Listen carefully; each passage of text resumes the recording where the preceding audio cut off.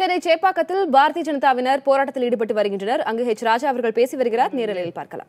கழிவறை கட்டி கொடுக்கின்ற ஒரு திட்டம் என்பது பெண் குழந்தைகளுக்கு பிரத்யேக கழிவறை இருந்தாதான் பெண் குழந்தைகளோட டிராப் அவுட்ல இருந்து அவர்கள் நாம காப்பாற்ற முடியும். அதிக நேரம் எடுத்துக்க விரும்பல. Battery of leaders. உள்ளாட்சி தேர்தல் வேணும்.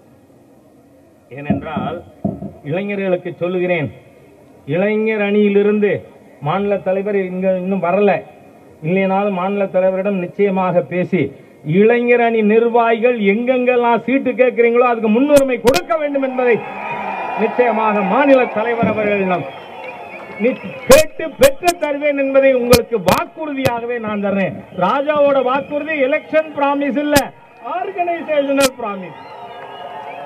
ஏனென்று சொன்னால் உள்ளாட்சி மன்றங்கள் தான் நாற்றங்கால். தலைவர்களை உருவாக்குகின்ற நாற்றங்காலாக இருப்பது உள்ளாட்சி மன்றங்கள். நீங்கள் பார்த்தால் தமிழகத்தில் மேடை பேச்சு, அலங்கார தமிழ் பேச்சுக்கு சொந்தக்காரர் அண்ணாதுரை அல்ல, சத்தியமூர்த்தி.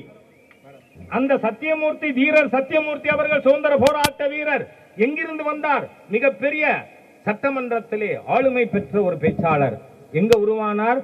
புதுக்கோட்டை நகர்மன்ற தலைவராக இருந்து மிகப்பெரிய தேசிய தலைவராக வந்தவர் தீரர் சத்தியமூர்த்தி.